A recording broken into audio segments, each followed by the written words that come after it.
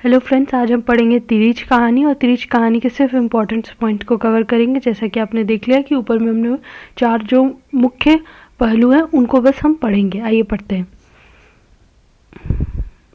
कहानी का आशय। तिरछी कहानी में लेखक का उद्देश्य शहरी समाज की संवेदनशीलता और मानवीयता का उद्घाटन करना है। आज जब हमारे मानवीय संबंधों की परिधि लगातार सीमित होती जा रही है, तब ऐसे में लोगों की सोच में भी एक तरह का संकोच विकसित होना स्वाभाविक है। शहरी जीवन की आपाधापी में तो दूसरों के दुख, दर्द, हैरानी, परेशानी की तरफ नज़र उठाकर देखने से लगता है कि किसी को फुर्सत ही नहीं है। मनुष्य आत्म केंद्रित हो गया है। ऐसी स्थिति में अपने परिवेश से वह अलग थलग सा पड़ गया है। उसके आसपास के जीवन में क्या कुछ घटित हो रहा है, या तो वह उससे अनभिज्ञ रहता है अथवा तटस्थ। उस घटना में वह किसी तरह के हस्तक्षेप या संलग्नता से स्वयं को बचाने की कोशिश करता है। इस तरह की प्रवृत्तियां आधुनिकता के केंद्र बने शहरों में बहुत पाई जाती है। ये प्रवृत्तियां संवेदना के हार्श का लक्षण प्रतीत होती है। संवेदन का व्यापक यह सार्वजनिक स्तर और मानवीय सरोकार जैसे जैसे क्षीण होते जा रहे हैं, हमारे परिवेश एक तरह से के अजनबीपन और संज्ञा शून्यता का शिकार होता जा रहा है। यह उदय प्रकाश ने तिरिच में एक लोक प्रचलित विश्वास के माध्यम से शहर के इसी संवेदनहीन परिवेश को उभारना चाहा है। लोक प्रचलित धारणा के अनुसार तिरिच एक अत्यंत विषैला जंतु होता है, जिसके काटने से मनुष्य की मृत्यु अवश्यंभावी है। कहानी के लेखक ने यह दिखलाने का प्रयास किया है कि तिरिच का काटा मनुष्य बच भी जाए, किंतु शहर की संवेदनहीनता से वह नहीं बच सकता। वह तिरिच के जहर से ज्यादा खतरनाक या कहे जाने वाला होता है। गांव के सीधे साधे व्यक्ति के लिए शहर एक अबूझ पहेली जैसा है, या कि भूल भुलैया जिससे निकलना ऐसे व्यक्ति के लिए बहुत कठिन है। तिरिच में पिता को शहर इतना आतंकित करता है कि वे शहर जाने से बार बार कतराते हैं, न जाने के बहाने ढूंढते हैं। जैसे तिरिच के जहर की व्यापित पूरे शरीर में होती है और व्यक्ति मृत्यु को प्राप्त हो जाता है, उसी तरह शहर आधुनिकता के विभिन्न उपकरणों के माध्यम से अपने आप तक सीमित न रहकर संपूर्ण व्यक्ति की ओर बढ़ रहा है। इस कहानी के माध्यम से लेखक परंपरा और आधुनिकता, पुराने और नए मूल्य बोध को चित्रित करना चाहता है। लोक प्रचलित विश्वास से लिया गया तिरिच का प्रतीक कितना प्रासंगिक है, इसका अनुमान इसी से लगाया जा सकता है कि आधुनिकीकरण और नगरीकरण ने पुराने जीवन मूल्यों को ग्रस्त लिया है। वे मूल्य जो नितांत मानवीय प्रकृति थे, हमारे जीवन के लिए मूल्यवान, सार गर्भित और अनिवार्य थे, इनके स्थान पर विकृतियां व्याप्त हो गई हैं, जिनसे समूचा मानवीय अस्तित्व खतरे में पड़ गया है। यह तिरिच के जहर की भांति समाज में फैल रहा है, जिसका परिणाम निश्चित रूप से भयंकर होगा।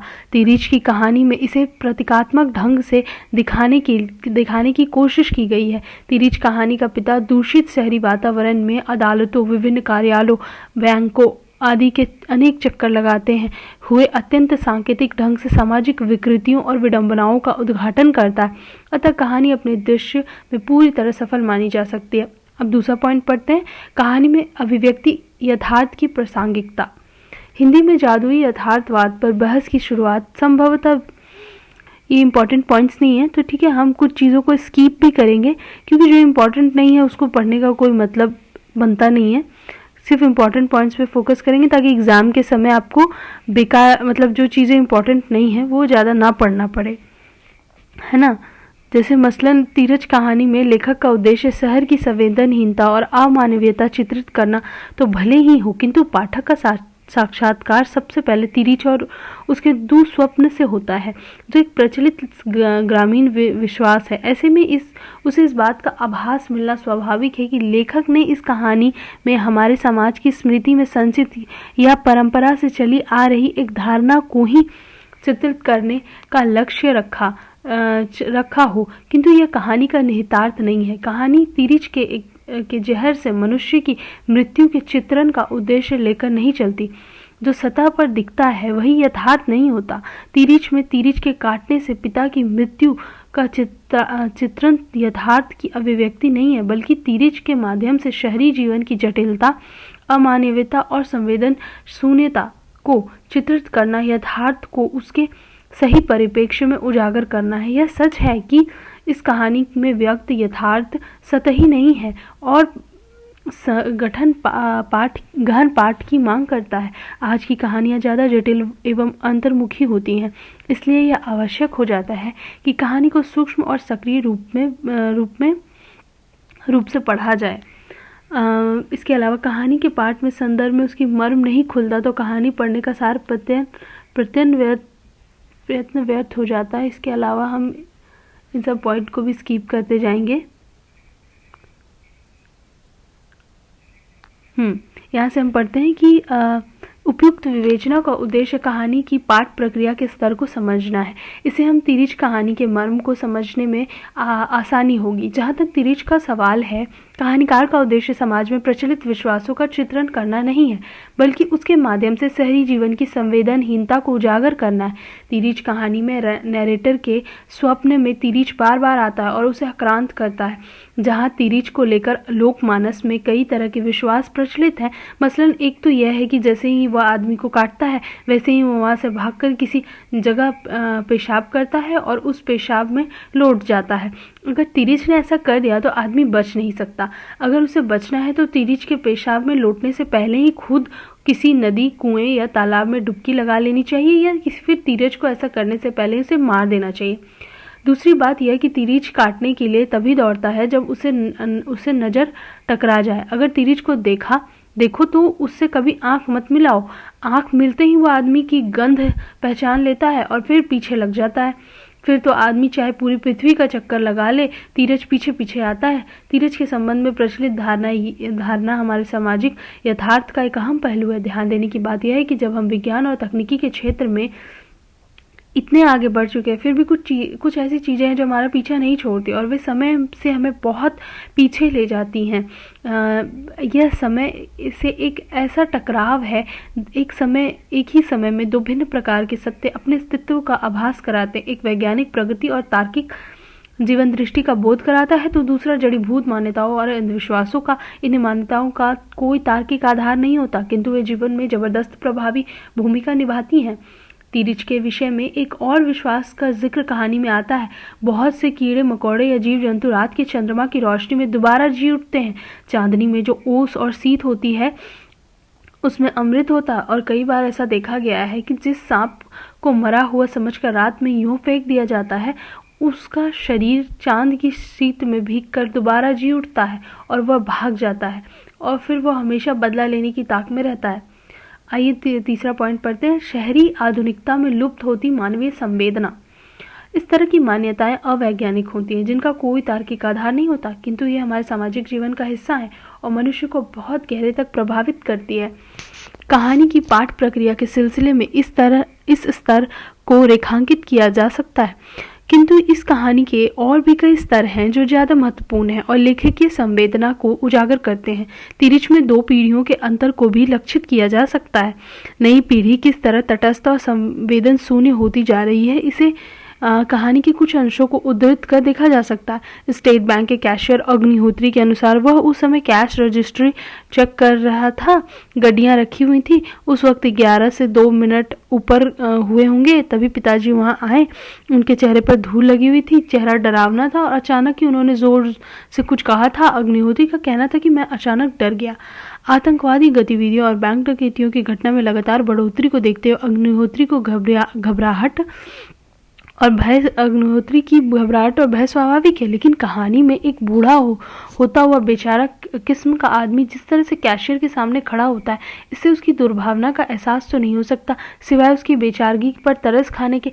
ऐसे में उस व्यक्ति से किसी प्रकार की संवेदना न जताते हुए भय या आतंक का एहसास दिलाना सिर्फ उसकी अथवा उस मैली कुशैली पीढ़ी की उपेक्षा या तिरस्कार ही कहा जा सकता है। तिरिच में यह भाव बोध प्रबल रूप से उभरकर सामने आता है। पिताजी की दाहिनी आंख के ऊपर भौं पर जो चोट लगी थी और जिसका खून रिस रिस कर उनकी आंखों पर आने लगा था, वह चोट उनको इतवारी कॉलोनी में ही लगी थी, क्योंकि बाद में लोगों ने बताया कि लड़के उन्हें बीच बीच में ढेले मार रहे थे। यह बड़े बूढ़ों के प्रति युवा पीढ़ी की उपेक्षा, तिरस्कार, अपमान और घृणा का एक और उदाहरण है। पिता की मृत्यु अधिक रक्तस्राव से होती है। ईंट का एक बड़ा टुकड़ा उनकी कनपट्टी पर लगता है और उनके मुंह से खून निकलने लगता है। यह युवा पीढ़ी की अराजक और हिंसक प्रवृत्ति को रेखांकित करता है। 80 के दशक में जयप्रकाश नारायण ने संपूर्ण क्रांति का जो नारा दिया था, उसके प्रवाह में आकर युवा पीढ़ी बेहद उच्छृंखल, अराजक और मर्यादा विरोधी हो गई है। इस कहानी में उस अराजक मनोवृत्ति की छाप स्पष्ट दिखाई देती है। तहसीलदार सोनी साहब का कहना था कि मुझे उस आदमी पर बहुत तरस आया और मैंने लड़कों को डांटा भी। उस उदाहरण से स्पष्ट होता है कि संपूर्ण क्रांति का आंदोलन जयप्रकाश के हाथ से निकलकर अपने उद्देश्य से भटक गया था और वो पूरी तरह से अराजक रूप ले चुका था। कहानी इसका संकेत छोड़ती है। साथ ही इस संभावना से इनकार नहीं किया जा सकता कि कहानी अकविता आंदोलन की नकारात्मक सोच के प्रभाव को युवा पीढ़ी में देखने की कोशिश की गई है। 7वें दशक में उभरी इस प्रवृत्ति के मूल्यों को उसकी संपूर्णता में नकार दिया था। पिता पुराने मूल्यों और आदर्शों के वाहक है, इसीलिए कहानी में उनके अस्तित्व को नई पीढ़ी द्वारा नकारने की कोशिश परिलक्षित होती है। पिता पुत्र के संबंधों में जो आत्मीयता और बेचैनी होनी चाहिए, उसका अभाव इस कहानी में दिखाई देता है। कहानी के एक टुकड़े से इसे समझाने का प्रयास करें तो बेहतर होगा। मुझे ये सोचकर अजीब सी राहत मिलती है और मेरी फंसती हुई सांसें फिर ठीक हो जाती है कि उस समय पिताजी को कोई दर्द महसूस नहीं होता रहा होगा, क्योंकि वो अच्छी तरह से पूरी तार्किकता और गहराई के साथ विश्वास करने लगे होंगे कि यह सब सपना है और जैसे ही वे जागेंगे सब ठीक हो जाएगा। ध्यान देने की बात है कि वाचक पिता के त्रास्त अंत का जिस तटस्थता और निरपेक्षता से वर्णन करता है, वह पूरी तरह से अविश्वसनीय लगते हुए भी हमारे समाज के यथार्थ से जुड़ा हुआ है। अराजक पीढ़ी की विधुर्प मानसिकता के संदर्भ में इसे रखकर विचार करें तो बात साफ हो जाती है। आत्मीयता और सहानुभूति नितांत मानवीय मूल्य हैं और हमारे संबंधों को स्वस्थ और सजीव बनाते हैं। पिता की ऐसी दर्दनाक मृत्यु पर पुत्र को राहत महसूस होना स्वस्थ आत्मीय संबंध को रेखांकित नहीं करता। इस आत्मीयता का यदि लोप हुआ है या उसमें कमी दिखाई देती है तो उसके कारण हमारे सामाजिक राजनीतिक ढांचे में ही मिल जाएंगे। तीरथ में पिता की उपस्थिति एक कवच की तरह है, जिसके रहते संतान निर्द्वंद होकर खिलती कूदती और गहरी नींद सोती है। यह बचपन की अनुभूति है जिसमें आत्मीयता व मानवीय संवेदना का बहुत कुछ अंश विद्यमान दिखाई देता है। तीरथ की लाश चट्टान से जरा हटकर जमीन पर घास के ऊपर चित्त पड़ी हुई थी। बिल्कुल यही वह तीरथ था।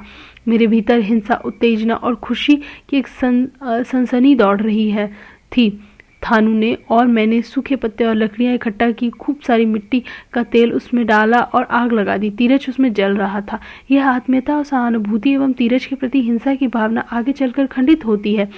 इससे मन में यह शंका उठना स्वाभाविक है कि वाचक जो नई पीढ़ी का प्रतिनिधि है, अमानवीय और संवेदनहीनता का शिकार तो नहीं हो गया।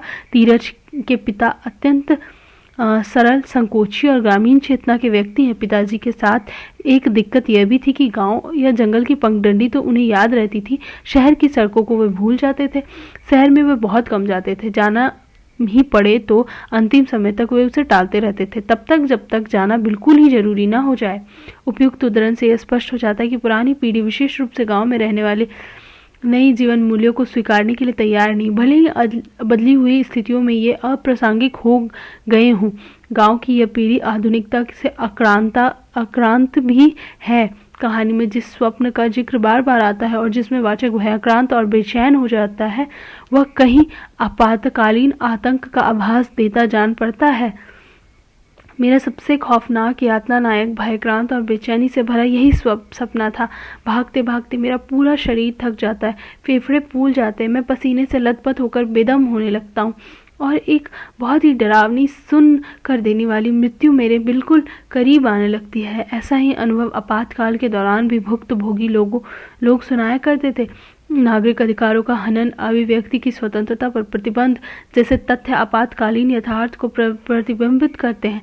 जनता की आवाज़ को दबाने की कोशिश तो आपातकाल में बड़े पैमाने पर हुई, क्योंकि इससे सत्ता की कलई खुलने का डर था।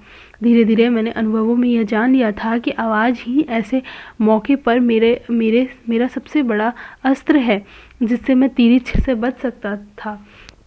यहाँ कहानी में तिरछ का आतंक पर्याय बनकर उभरा है। यह आतंक शहरी आधुनिकता और जीवन दृष्टि का हो सकता है और सत्ता की निरंकुशता का भी। इस कहानी के कई पाठक कई पाठ किए जा सकते हैं और भी ये भिन्न भिन्न पाठ अपना अलग अलग अर्थ संकेत छोड़ते हैं। कहानी को अच्छी तरह समझने के लिए इसकी पाठ प्रक्रिया के स्तरों की पहचान अवश्य है। इसी अन्वेषण में इसके यथार्थ की प्रासंगिकता निहित है। कहानी में एक तरफ आतंक और यंत्रणा से उपजी बेचैनी, तनाव, असहाय का भाव निहित है, तो दूसरी और शहरी या कहें आधुनिक मनुष्य की संवेदनहीनता और मानवीयता छिपी हुई है। आधुनिकता का सबसे ज़्यादा प्रभाव शहरों पर पड़ा है और मूल्यों का संक्रमण यही सर्वाधिक दृष्टिगोचर होता है। परंपरा और आधुनिकता अथवा पुराने और नए द्वंद्व से जहाँ नवीन भाव बोध का सृजन हुआ है, वहीं कुछ विकृतियों ने भी जन्म लिया। ये विकृतियां मूलतः और सापेक्षिक रूप से मानव विरोधी थीं।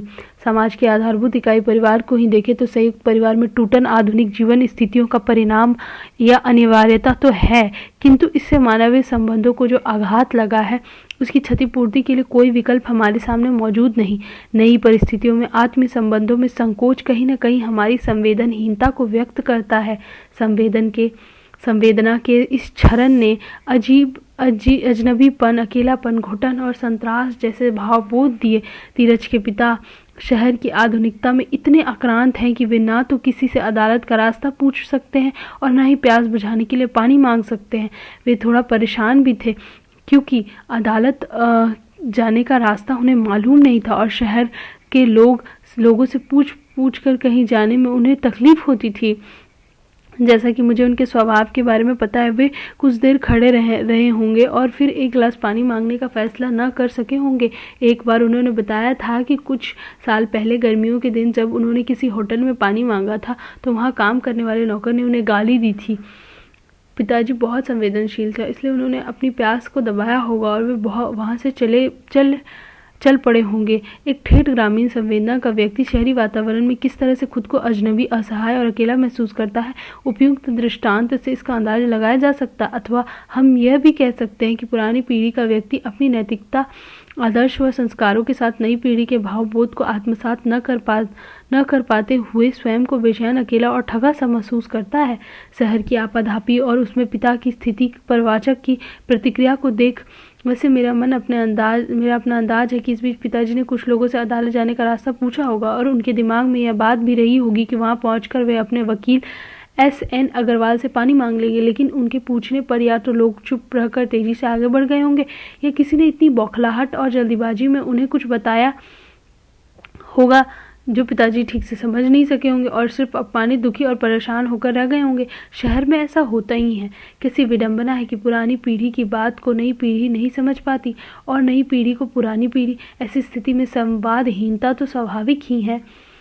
पुरानी पीढ़ी का अकेलापन इसी प्रवृत्ति का परिणाम है जिसमें उसे नई पीढ़ी की उपेक्षा, घृणा और अपमान सभी कुछ सहना पड़ता है। शहर आधुनिकता का प्रतीक है। इस तरह आधुनिकता, नई पीढ़ी और शहर एक बिंदु पर खड़े दिखाई देते हैं। इन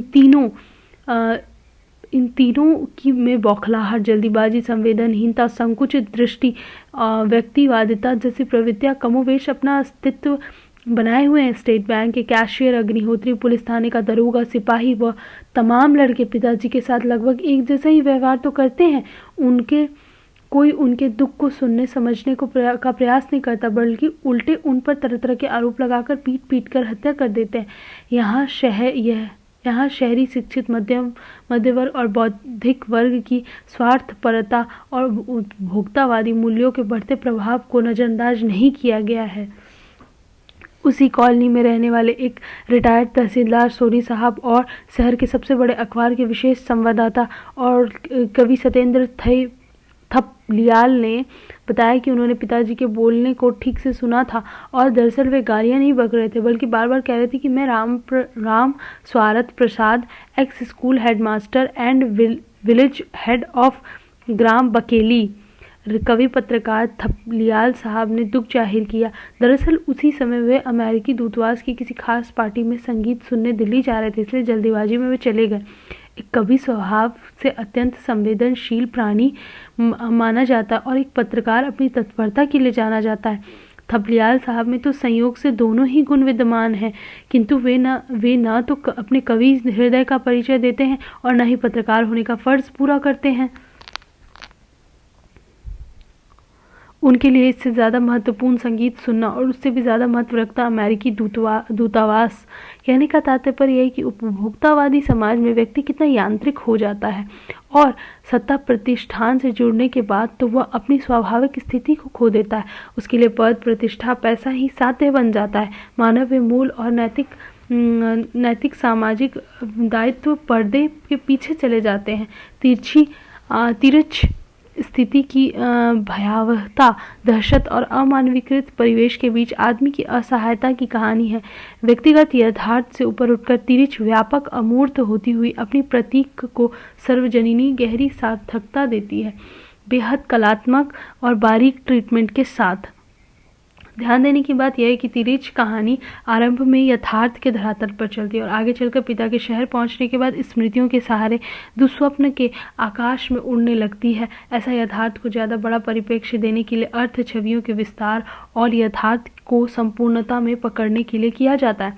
हमारी लाचारी के चलते तिरछ अपनी सारी कलात्मक प्रभविष्णुता, बौद्धिक चुनौतियों के साथ हमें एक ऐसी अस्तित्ववादी खौफ या आतंक को समझने की दृष्टि देती है जो लगभग नियतिवादी असहाय में हमें ला छोड़ता है, क्योंकि पिता को मारने वाला शहर लगभग बेचेहरा प्रेतों का हुजूम है, ठीक तिरछ के जहर की तरह अदृश्य, तरल और सर्वव्यापी। शहर में पिता के साथ जो भी व्यवहार होता है वह व्यक्ति विशेष का नहीं बल्कि एक मानसिकता और विकृति का प्रतीक है, जहाँ कोई किसी का हमदर्द नहीं होता, सभी अपने आप में सिमटे हुए हैं। यहाँ दुख व्यापक नहीं, वाचक के स्वप्न में तिरछ और हाथी बार बार आते हैं। निसंदेह ये आतंक और त्रास के प्रतीक है। कहानी में जादुई कुछ नहीं है। यह कहानी जादुई यथार्थवाद की कहानी नहीं है। लेखक परंपरा से प्राप्त लोक प्रचलित विश्वास को कहानी का आधार इसलिए बनाता है ताकि कहानी में आधुनिकता जन्य विसंगतियों को प्रभावशाली ढंग से व्यक्त किया जा सके। इस कहानी में तिरछ को एक प्रतीक या रूपक के रूप में ग्रहण किया गया है, जिसके माध्यम से हमारे समय और समाज के यथार्थ को सशक्त ढंग से व्यक्त करने की कोशिश की गई। जहाँ तक तिरछ में जादुई यथार्थवाद के प्रयोग का प्रश्न है, कहानी में इस शिल्प का पूरी तरह व्यवहार नहीं हुआ है। कला के 3 क्षण होते हैं, एक में यथार्थ बिंब में बदलता हुआ, दूसरे बिंब मेटाफर के रूप में सामने आता है, तीसरे और अंतिम क्षण में मेटाफर प्रतीक और मिथ के रूप में विकसित नहीं होता। तिरछ में यथार्थ बिंब और प्रतीक की यात्रा करके ठहर जाता है, वह मिथक में परिवर्तित नहीं होता, जिससे यहाँ कोई आश्चर्य, चमत्कार या जादुई जैसा तत्व उभरकर सामने नहीं आता। उदय प्रकाश के टेप्चू कहानी में यथार्थ को मिथक के रूप में बदलते दिखाया गया। कहानी में टेप्चू का शरीर गोलियों से छलनी हो जाता है और जब डॉक्टर उसके शरीर से गोलियां निकालने का प्रयास करते तो टेप्चू उससे आहिस्ता आहिस्ता निकालने का अनुरोध करता। यहाँ टेप्चू सच में एक मिथक के चरित्र बन जाता है। यह अविश्वसनीय लगना स्वाभाविक है, जिसके शरीर में अनगिनत गोलियां घुस गई हों वो जीवित रहे, किंतु लेखक इस जादुई प्रभाव को उत्पन्न कर एक बड़े सामाजिक यथार्थ को व्यक्त करना चाहता है। टेप्चू सत्ता के आतंक और दमन के विरुद्ध आम जनता के अस्तित्व और जीविका की कहानी है। तिरछ में न तो तिरछ और न ही पिता को मिथक में बदलते दिखाया गया। इससे यहाँ पर जादुईपन नहीं दिखाई देता जो टेपूच में दिखाया गया। पाठक पिता की मृत्यु को सहज ढंग से तिरछ के जहर का प्रभाव मान लेगा और अथवा जागरूक व बौद्धिक हुआ तो अंधविश्वास और आधुनिक प्रभावों की परिणति के रूप में स्वीकार कर लेगा। कहानी में पिता कहीं भी प्रतिरोध करते नहीं दिखाई देते हैं, शायद अपनी विवशता के कारण। पिता आज के परिवेश में अप्रासंगिक हो गए हैं, या कहें कि पुरानी पीढ़ी नई पीढ़ी के लिए अर्थहीन और बोझ बन गई है, साथ ही महत्वहीन भी। तिरछ कहानी का वाचक अपने बचपन में जिस तरह से पिता की उपस्थिति को महसूस करता है क्या वही संवेदना उसके किशोर जीवन में भी बची रहती है? तब पिता उसकी आवश्यकताओं की पूर्ति और सुरक्षा संरक्षण के लिए जरूरी थे, प्रासंगिक और अर्थवान थे, किंतु अब वे असहाय, निरर्थक और बोझ से प्रतीत होते हैं। कहानी की यह वंचना राजनीति और समाज दोनों में समान रूप से लागू होती है। ये सबसे इम्पोर्टेंट क्वेश्चन है, क्योंकि ये बार बार पूछा गया है एग्जाम्स में, पिछले वर्षों में पूछा गया क्वेश्चन है बहुत बार। तिरछ और पिता कहानी के पिता की तुलना। हमने पिता कहानी का भी एक वीडियो बनाया है जिसमें उनके चरित्र को और जिसमें उस कहानी को बहुत अच्छे से बताया गया है। तो आप चाहे तो वो वीडियो भी देख सकते हैं जाके। पीढ़ियों, हाँ, हम डिस्क्रिप्शन में वो लिंक रख देंगे। पीढ़ियों के अंतर और पिता पुत्र संबंध को लेकर कई कहानियां लिखी गई है। 7वें दशक के महत्वपूर्ण कहानीकार ज्ञान रंजन की पिता कहानी भी बहुत चर्चित रही है। इसमें भी दो पीढ़ियों की मानसिकता, सोच और प्राथमिकताओं में व्याप्त अंतराल को रेखांकित करने का प्रयास किया गया है। यहाँ तिरिच और पिता कहानियों के पिताओं का तुलनात्मक अध्ययन करना अप्रासंगिक नहीं होगा। कुछ उदाहरण, वे सोचते बहुत ज़्यादा थे, बोलते बहुत कम। जब बोलते तो हमें राहत मिलती, जैसे देर से रुकी हुई सांस निकल रही हो।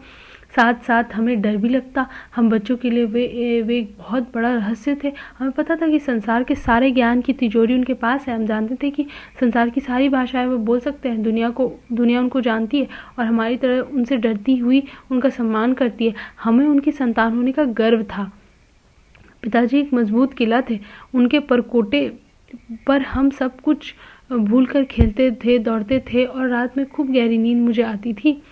उसे लगा कि पिता एक बुलंद भीमकाय दरवाजे की तरह खड़े हैं, जिससे टकरा कर हम निहायती पिद्दी और दयनीय होते जा रहे हैं। पिता अद्भुत और विचित्र हैं। तीरज के पिता अंतर्मुखी ग्रामीण संवेदना के व्यक्ति, जबकि पिता कहानी के पिता शहरी मध्यवर्गीय समाज से संबंध रखते। तीरज के पिता की मितभाषिता और गंभीरता उन्हें एक रहस्य पुरुष की छवि प्रदान करती है। उनकी संतान कम से कम उन्हें इसी रूप में देखती है। पिता शहर से आतंकित है। भरसक वे शहर जाने को कतराते हैं। अपनी सहजता, गंभीरता व गवईपन के बावजूद बच्चों के लिए वे अभयारण्य हैं। आधुनिकता के उपकरण सहज जीवन बोध पर किस तरह हावी हो गए हैं, तीरज कहानी में इससे लक्षित किया जा सकता है। पिता कहानी के पिता इतने सहज नहीं है। वे आधुनिकता और शहर के रीति रिवाजों से परिचित हैं। शहर उन्हें आतंकित नहीं करता, वे इसके अभ्यस्त हैं, किंतु शहरी होने के बावजूद वे अपने परंपरागत जीवन मूल्यों से चिपके हुए हैं। इससे यह तो स्पष्ट हो जाता है कि प्रत्येक पीढ़ी के अपने अपने जीवन मूल्य होते हैं और वह उसी में अपनी सार्थकता तलाश करती है। ज्ञान रंजन की पिता कहानी के पिता अपनी मान्यताओं पर दृढ़ हैं और वे संक्रमित और निर्माणाधीन मूल्यों का प्रतिनिधित्व करने वाली नई पीढ़ी का उपहास भी करते। उनकी नसीहतों को नज़रअंदाज कर देते। संतान उनके सामने लाचार से दिखाई देती है। तिरिच के पिता अपने स्वभाव के अनुरूप स्वयं ही लाचार और दयनीय बन जाते हैं। आज की जटिल जीवन स्थितियों में सहजता कितनी खतरनाक हो सकती है, तिरिच के अध्ययन से इसका सहज अनुमान लगाया जा सकता है। अस्तित्व की रक्षा के लिए दृढ़ता आवश्यक है। पिता में इसके स्पष्ट संकेत विद्यमान है। तिरिच के पिता की सहजता उन्हें किसी तरह के विरोध से रोकती है। उन्हें जब धतूरे का काढ़ा दिया जाता है तो वे उसे सहज स्वीकार कर लेते हैं, शायद यह जानते हुए भी कि धतूरा घातक नशीला पदार्थ होता है। तिरिच कहानी का पिता एक प्रतीकात्मक भूमिका अदा करता है सामाजिक विश्लेषण के संदर्भ में, जबकि पिता कहानी का पिता सामाजिक पारिवारिक जीवन का एक अभिन्न अंग है। इसलिए वह नई पुरानी पीढ़ी के दृष्टि संबंधी अंतर को भी सीधे रेखांकित करता है। यह सही है कि ज्ञानरंजन पुरानी पीढ़ी के प्रति आक्रोश की भावना न रखकर पूरी सहानुभूति का परिचय देते हैं। साथ ही वे नई पीढ़ी की आत्म केंद्रिता और व्यक्तिवादिता पर भी आघात करते हैं। तिरिच कहानी के पिता इस प्रकार की किसी भूमिका का निर्वाह नहीं करते। वे कहानीकार के हाथ में एक औजार के रूप में प्रयुक्त हुए हैं, जिसके माध्यम से वह न्याय व्यवस्था, प्रशासन व्यवस्था और आर्थिक व्यवस्था में व्याप्त अमानवीयता को उद्घाटित करता है। कहने की आवश्यकता नहीं कि इन दोनों कहानियों में वर्णित पिता पुरानी पीढ़ी और उसके जीवन मूल्यों का प्रतिनिधित्व करते हैं, किंतु पिता आधुनिक जीवन मूल्यों से आक्रांत नहीं है। वे उसका तिरस्कार करते हैं, लापरवाही की हद तक। वे दृढ़ और आक्रामक भी है। तिरछी के पिता नई परिस्थितियों और जीवन मूल्यों से परिचित नहीं लगते, अतः वे इसे आक्रांत होते हैं। वे मितभाषी व गंभीर तो हैं पर दृढ़ नहीं। उनके स्वभाव में आक्रामकता नहीं है। शहर में उनके साथ जो कुछ भी अमानवीय व्यवहार होता है, इससे उनकी दयनीयता ही प्रकट होती है। तिरिच और पिता के अध्ययन से यह बात उभर कर सामने आती कि एक ही पीढ़ी के किंतु दो भिन्न परिवेश से संबद्ध व्यक्तियों के संस्कार, व्यवहार और सोच में व्यापक अंतर होता है। इससे गांव और शहर की संवेदना और जीवन व्यर्थ के अंतर को भी समझा जा सकता है। तो आज हमारा ये ख़त्म हो गया तिरिच। अब इसके आगे हम पढ़ेंगे त्रिशंकु, जो मणि भंडारी द्वारा लिखी गई है। इसमें जो भी हम, जैसे कि आपको हर वीडियो में बोलते हैं, सिर्फ हाईलाइटेड पॉइंट्स को पढ़िए, ज़्यादा पढ़ने की ज़रूरत नहीं है, क्योंकि इससे क्या होगा कि आपको क्वेश्चन प्रिसाइज करने में कि क्या रखना है क्या छोड़ना है, इसमें बहुत दिक्कत आती है। तो जो अगर आप इम्पॉर्टेंट पॉइंट्स सिर्फ पढ़ेंगे तो आप सिर्फ इम्पॉर्टेंट पॉइंट्स पे ही ध्यान देंगे और उसके अकॉर्डिंग आप अपनी कहानी भी बना सकते हैं एग्ज़ाम में, चाहे किसी भी तरह का एग्ज़ाम हो। Thank you.